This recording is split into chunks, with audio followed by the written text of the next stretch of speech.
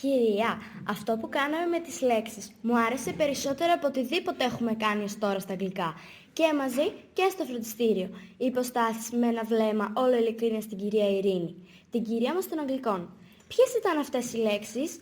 Τώρα λοιπόν θα σας παρουσιάσουμε το project της τάξης μας με τίτλο «Αγγλικές λέξεις με ελληνική προέλευση». Η αφορμή δόθηκε από ένα σχόλιο, μία παρένθεση όπου σχολιάσαμε ελληνικές λέξεις που έχουν μείνει ατόφιες στην αγγλική γλώσσα, όπως φαινόμενον. Και κάπως έτσι η παρένθεση έγινε μελέτη και εργασία που διήρκησε 12 διδακτικές ώρες και αρκετές ακόμη στο σπίτι. Αρχικά ασχοληθήκαμε με 5 βίντεο του YouTube, τα οποία αποτελούσαν το καθένα κομμάτι επιστημονικών εκπομπών. Καθώς το κάθε βίντεο έπαιζε με τη βοήθεια υποτίτλων, εντοπίζαμε και καταγράφαμε τις λέξεις ελληνικής ρίζας που ακούγαμε. Το πρώτο βίντεο το δουλέψαμε όλοι μαζί σαν τάξη. Τα υπόλοιπα 4 τα δουλέψαμε σε ομάδες 2 έως 4 ατόμων. Θέματα των βίντεο, διάρκεια και πλήθος λέξεων. Νούμερο 1. Η σοκαριστική ακρίβεια της Μεγάλης Πυραμίδας. 3 λεπτά και 39 δευτερόλεπτα. Βρήκαμε 18 λέξεις. Δεύτερο. Ανακαλύφθηκε κρυμμένη αίθουσα στη Μεγάλη Πυραμίδα. 7 λεπτά και 6 δευτερόλεπτα. Βρήκαμε 30 λέξεις. Νούμερο 3. Αγνώστου ταυτότητας τεχνολογίας στην αρχαία Ελλάδα, ο μηχανισμός των αντικειθήρων. 3 λεπτά και 48 δευτερόλεπτα. Βρήκαμε 8 λέξεις. Νούμερο 4. Κρυστάλλινη πολιτεία ανακαλύφθηκε κάτω από την Ανταρκτική. 5 λεπτά και 27 δευτερόλεπτα. Βρήκαμε 21 λέξεις. Νούμερο 5. Μήπως το ρόβερ της NASA απαθανάτησε αποδείξεις ύπαρξης ενός χαμένου πολιτισμού στον Άρη. 5 λεπτά και 23 δευτερόλεπτα. Βρήκαμε 18 λέξεις. Στα πινακάκια που εμφανίζονται μπορείτε να δείτε τις λέξεις που καταγράψαμε σε κάθε βίντεο, καθώς και τα συνθετικά αγγλικών λέξεων που παραμένουν αμιγώς ελληνικά, όπως micro, macro, mega, phobia, therapy και άλλα. Με αφορμή τα 100 χρόνια από τη γέννηση του ξενοφόντα Ζολότα, κάναμε αφιέρωμα σε αυτόν, αφού ήταν ο άνθρωπος που εκφώνησε 2 λόγους στην Ευρωπαϊκή Κεντρική Τράπεζα, οι οποίοι ήταν φτιαγμένοι αποκλειστικά από ελληνικές λέξεις δάνεια.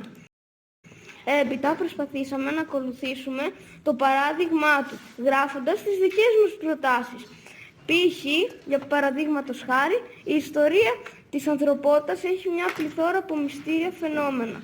Ο κόσμος, δηλαδή το σύμπαν, γεμάτο με ενεργειακές σφαίρες που ονομάζονται πλανήτες και σχηματίζονται γαλαξίες. Είναι γιγάντιο.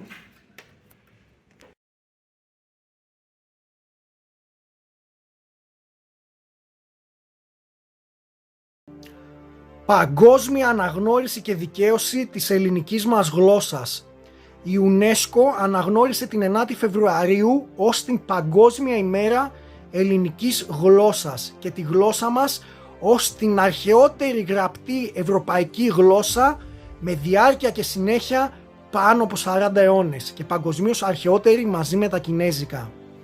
Επίσης αναγνώρισαν στη γλώσσα μας ότι τα ελληνικά έχουν προσφέρει στην παγκόσμια επιστημονική κοινότητα τις περισσότερες λέξεις ορολογίες.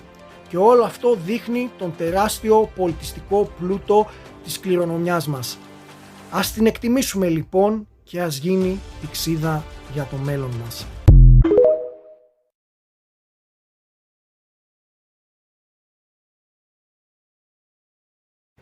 Ας εκτιμήσουμε λοιπόν τη γλώσσα μας λίγο περισσότερο βλέποντας και ακούγοντας τα εξής. Πρώτον, ένα επιστημονικό βιβλίο με αγγλικό τίτλο που είναι πλήρως κατανοητός από έναν Έλληνα αναγνώστη.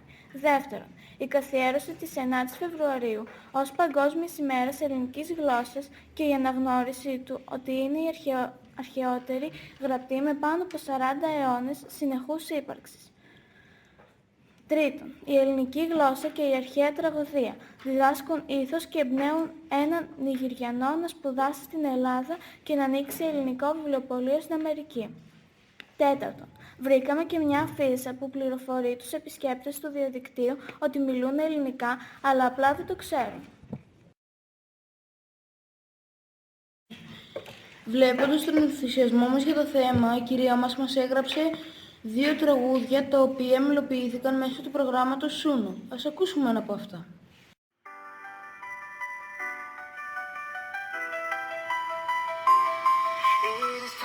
illogical, it is mathematical, it is enigmatic, it's archaeological. All it is Greek. Theater, drama, philosophy, democracy, and history. All it is Greek. It's a metamorphosis, maybe an analysis of various phenomena. It's a hypothesis. All it is Greek. All the archaeologists, astrobiologists, as well as meteorologists and the anthropologists, physicists and theorists talk about a cataclysm, and it is all Greek. Greek is everywhere, it is here and there, it's in every science, it's in every show. Greek is the basis of so many languages, it is gigantic, I want you to know.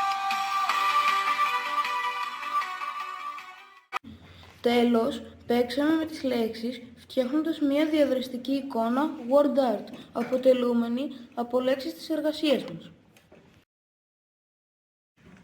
Οι πηγές μας ήταν πρώτον το History Channel, δεύτερον το YouTube, τρίτον το TikTok, τέταρτον η εφημερίδα in.gr και το τελικό συμπέρασμα ήταν ότι η συχνότητα εμφάνισης ελληνικών λέξεων σε επιστημονικά ντοκιμαντέρ είναι μία κάθε 47 δευτερόλεπτα. Ευχαριστούμε θερμά τη δασκάλα της 5ης τάξης, κυρία Σαλονικιά Τσαντσάνη, που μας εμπιστεύτηκε το βιβλίο «Ελληνικές λέξεις δάνεια» στην αγγλική γλώσσα, το οποίο αποτέλεσε τη διατριβή της αείμνης της Θεοπούλας Γκαϊνταντζή. Μέσα από αυτό διαπιστώσαμε ότι όταν μια εφημερίδα επιθυμεί να καθιερωθεί ως πιο ποιοτική, τότε κάνει πολύ συχνότερη χρήση ελληνικών λέξεων ελληνικής προέλευσης στα άρθρα της από ότι μια εφημερίδα κοινωνικού σχολιασμού, κοινώς κοτσομπολίστικη, ακόμη και όταν υπάρχει αντίστοιχη συνώνυμη αγγλική. Τελικά είναι όλα ok ή μήπως είναι όλα καλά? Κανείς δεν θα μας πει με σιγουριά, αν λέγοντας ok στην πραγματικότητα μιλάμε και πάλι ελληνικά. Και κάπως έτσι ελπίζουμε να φύγετε από εδώ λίγο πιο υποψιασμένοι σχετικά με την εμφάνιση ελληνικών λέξεων στην αγγλική γλώσσα. Όπως δηλαδή και εμείς μετά την εργασία μας.